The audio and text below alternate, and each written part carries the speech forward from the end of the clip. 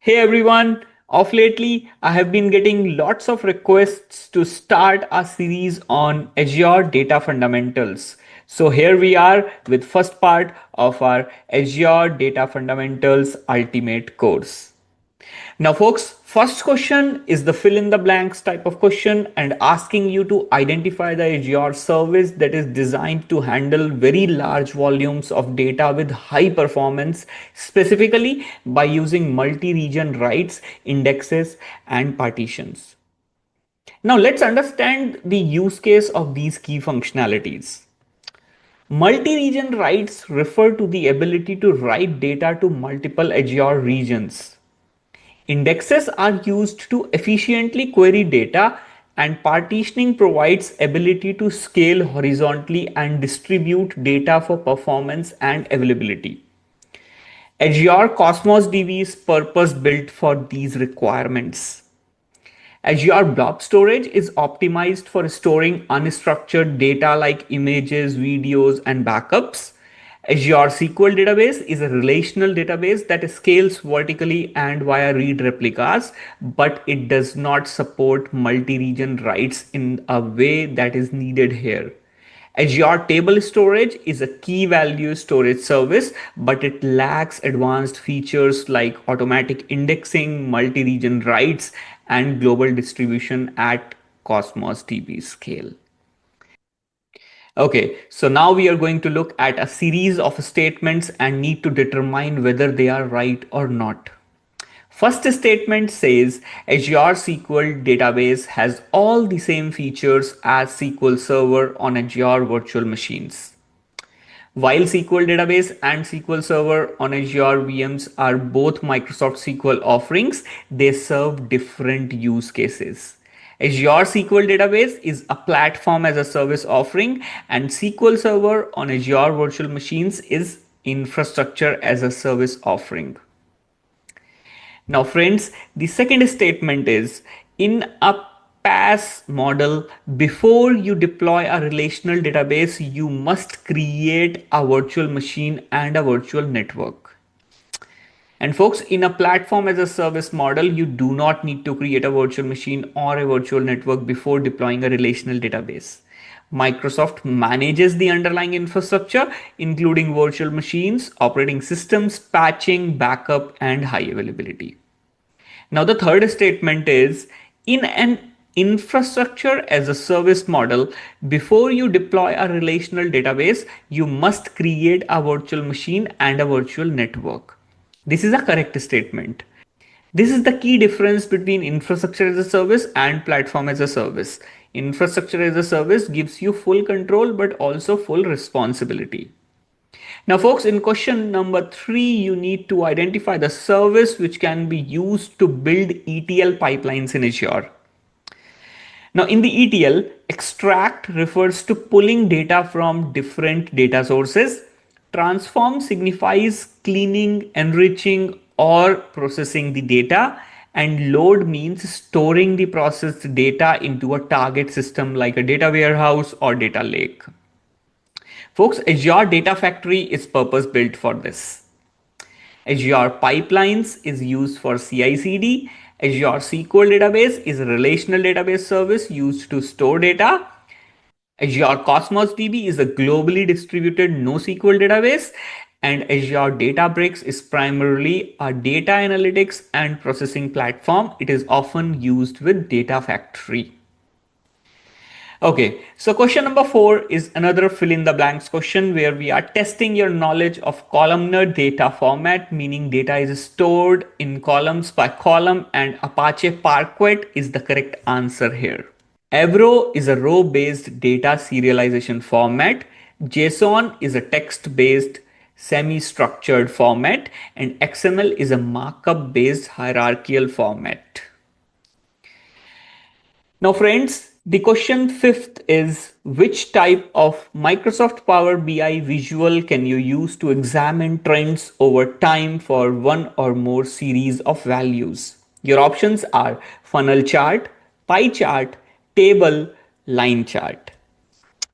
Funnel chart is used to show stages in a process, for example, sales pipeline, not trends over time, so an incorrect choice. Pie chart shows proportion at a single point in time, making it unsuitable for time-based trends. Table displays raw data but does not visually highlight trends, leaving us with the correct choice, that is line chart. A line chart in Power BI is specifically designed to display data points across a continuous time axis. It shows trends and patterns over time. Folks, go through the link on your screen to read more about line charts in Power BI. Now, sixth question is talking about Azure Cosmos DB API that stores data in BSON format and uses MQL to query the data. Let's first understand what is BSON and MQL that is being talked about in this question. BSON stands for binary JSON and MQL stands for MongoDB query language. Now you should already know the right answer here is option C, MongoDB. Apache Gremlin is used for graph databases and queries use Gremlin language. Table is key value storage API and uses OData queries. And PostgreSQL API for Cosmos DB uses SQL for Postgres.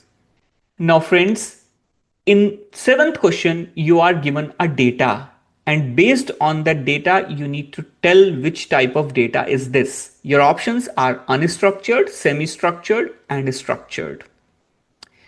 Now the data here uses keys, that is first name, last name, address, which hints towards structured like elements. So let's rule out unstructured. The schema seems flexible as contact exists only for Jane, not John, and there are nested objects, that is address and arrays, that is contact. So we will categorize this as a semi-structured data. Now friends, the key thing to remember is structured data follows a fixed schema. All records will be consistent and most likely in tabular format. Now, eighth question of the series is focused on yes or no statements regarding a non-relational database. The first statement is in non-relational databases, data is always stored in tables. Non-relational databases, also called as NoSQL database, do not rely on tables. Instead, they store data in various formats such as key value pairs, documents, graphs, or wide column formats depending on the database type. Only relational databases, which are SQL databases, store data in tables with rows and columns. Now the second statement is in non-relational databases, data is always stored by using a fixed schema. Friends, non-relational databases are schema-less or schema-flexible, meaning they do not require a predefined schema. This allows for greater flexibility in handling unstructured or semi-structured data.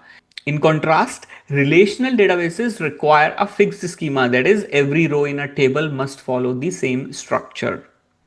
Now, the third statement is in non-relational databases, two entities in the same collection can have different sets of fields. This is a key feature of non-relational databases, especially document databases. In a collection, each document or entity can have different sets of fields. Fields can be added, removed, or omitted per document. Now friends, in the ninth question of the series, we are asked to identify an Azure PaaS service that supports relational databases and has built-in support for autoscaling. Azure SQL database is the right fit for this requirement. Azure SQL managed instance does not currently have built-in autoscaling like Azure SQL Database's serverless tier, which is why we have ruled it out. Now, Azure Document DB is a NoSQL database which goes against the requirement of having a relational database. And SQL Server on Azure Virtual Machine is an infrastructure as a service offering, which again goes against the requirement of identifying a PaaS service. Now, 10th question is a fill in the blanks question, which is talking about where the workflow for creating a Power BI analytics solution begins, and your options are Power BI desktop, Power BI phone app, Power BI service. Power BI Desktop is a desktop app for building reports, data modeling, and preparing data sets, making it the right choice. Power BI Service is a cloud service for publishing, sharing, and collaborating. And Power BI Mobile app is for viewing reports on mobile devices. Friends, if you are liking the content, do not forget to hit the like button and subscribe the channel. We will move on to 11th question of the series. Folks, we are going to match the database normalization terms to their description in this question. Terms are attributes, entities, foreign keys, primary keys, and schemas. Now, first description is get separated into individual columns. And folks, attributes represent the field or column of a table, for example, name, email, price. During normalization, attributes are separated so each column holds one atomic value. Now, the second description is get separated into individual tables. And friends, entities represent real world objects or concepts, for example, customer, order, product. Normalization separates entities into different tables to reduce redundancy. Now, the third description is link to related entities. A foreign key is used to create a relationship between two tables by referencing a primary key in another table. Now, folks, remaining option, a primary key is a column or a set of columns that uniquely identifies each row in a table and must be unique. And a schema is a logical container used to organize database objects such as tables, views, stored procedures, and functions. Let's move on to 12th question of the series. Grant, revoke, and deny are examples of which type of SQL statement? Your options are data definition language, data control language, data manipulation language. Folks, grant, revoke, and deny are examples of DCL statements. These commands do not modify data or database structure, they strictly manage who can do what. DDL statements are used to define or modify database structures. Examples include create, alter, drop. DML statements are used to insert, update, or delete data. Examples include select, insert, update, delete. Next question. You have data in a tabular format as shown in the following table. You basically have four columns with the name of ID, first name, last name, and email. These columns have two records. Of which type of data is this an example? Your options are unstructured data, semi-structured data, document, structured data. Now friends, the data is organized in a clear tabular format with predefined columns which are ID, first name, last name, email, and consistent data types. This is a classic example of structured data typically stored in relational databases or spreadsheets. Folks, I have already explained the difference between structured, semi-structured, and unstructured data in one of the previous questions as well. But if you still have any doubts, then please post them in the comments section. We will move on to 14th question of this series. Which three services support Apache Spark? Your options are Azure Data Explorer, Azure Synapse Analytics, Azure Databricks, Azure Stream Analytics, Azure HD Insight. Now folks, Apache Spark is a distributed data processing and analytics engine used for big data processing, batch and stream analytics, machine learning, and data engineering workloads. The first service is Azure Synapse Analytics, which supports Apache Spark pools. It allows you to run Spark jobs directly alongside SQL Analytics and is used for big data analytics and data warehousing. Second service is Azure Databricks, which is a first-class Apache Spark-based analytics platform. Third and final service is Azure HD Insight.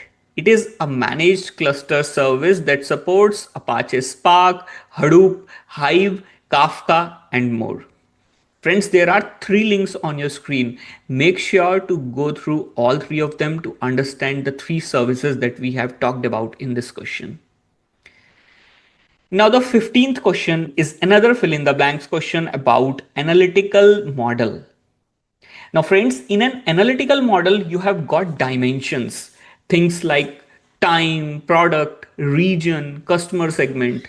These dimensions form the axis of your analytical space.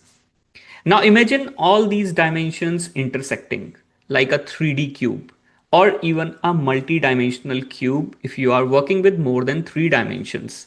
That exact point where all those dimension members meet represent an aggregated measure. A cube is the entire multidimensional structure, not a single point. Folks, dimensions describe data: who, what, when, where. They are not values stored at intersection points. Aggregation applies to measures, not dimensions. So, friends, that's all for this part of the series. I'll see you soon in further parts of our Azure Data Fundamentals Ultimate course.